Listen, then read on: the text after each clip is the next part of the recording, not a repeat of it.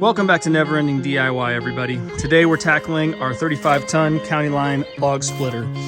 This is a Speco unit.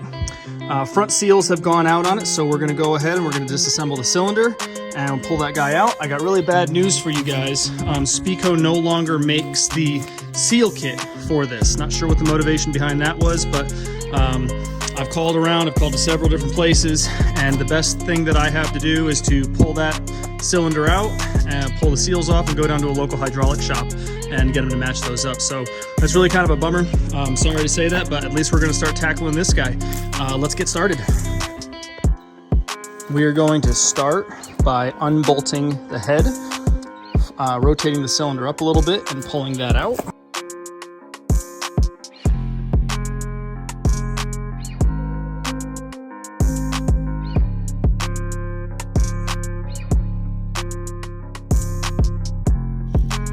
So after I removed the splitter end, you saw me taking this large wooden dowel and starting to hammer backwards against the gland. You have to push that back in because we're after this snap ring that's right inside of there.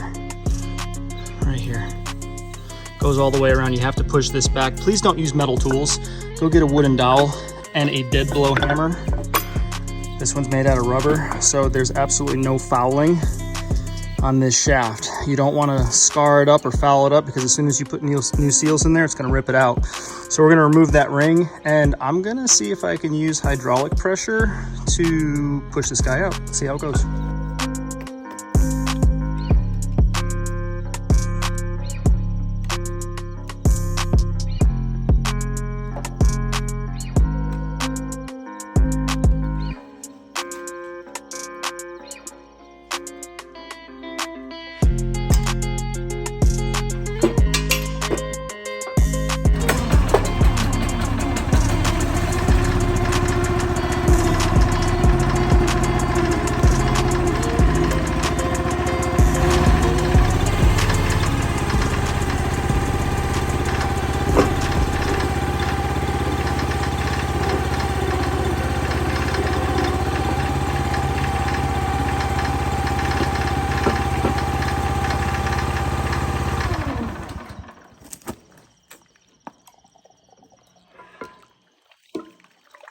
Oh.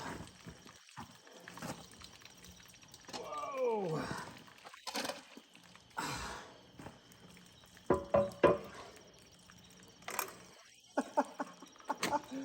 Oh, it's well lubricated now. Oh man. So that was really, it wasn't explosive, but it was pretty messy using the hydraulics just to push this thing out. But you can go ahead and watch any other video on YouTube, and those guys are sitting there with come-alongs and beating on it and fighting it. Man, I just held it straight.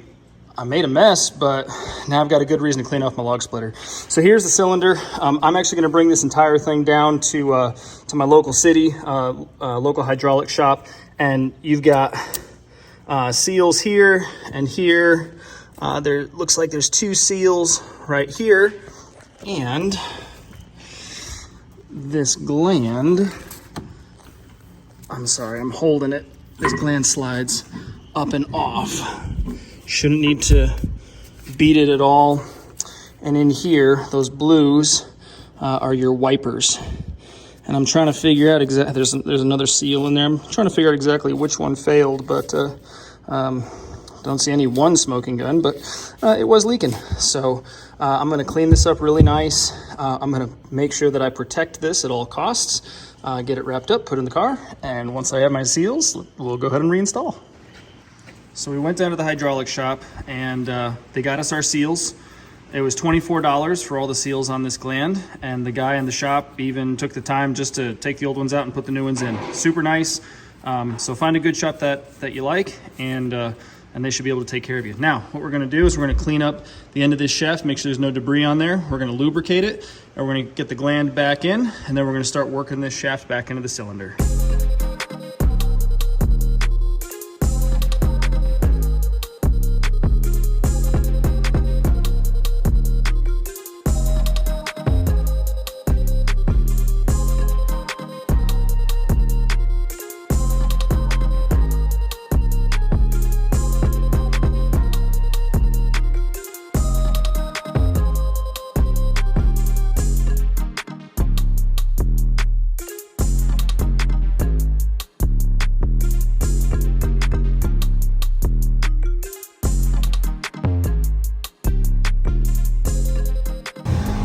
All right, my friends, we got a good repair here. As you saw on the screen, I cleaned up the gland.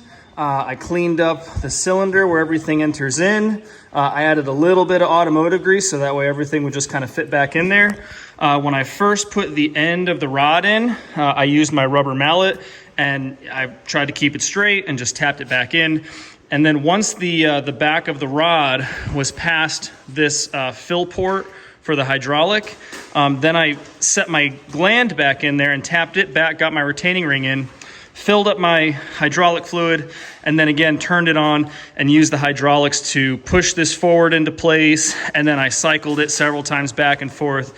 We've got a great fix here. The only thing I need to do is put the little screw with washer that goes right here, and that just sets the depth. It prevents your gland from getting backed off or whatever, you know, if a piece of wood comes back and drives that backwards. Only other thing we're going to do is we're going to sharpen that guy because it's never been off. We'll do an oil change on it, change the hydraulic filter, and we'll be ready to go. Thanks for following me on Never Ending DIY. Comment below with any questions you might have and hit the subscribe button. More to come.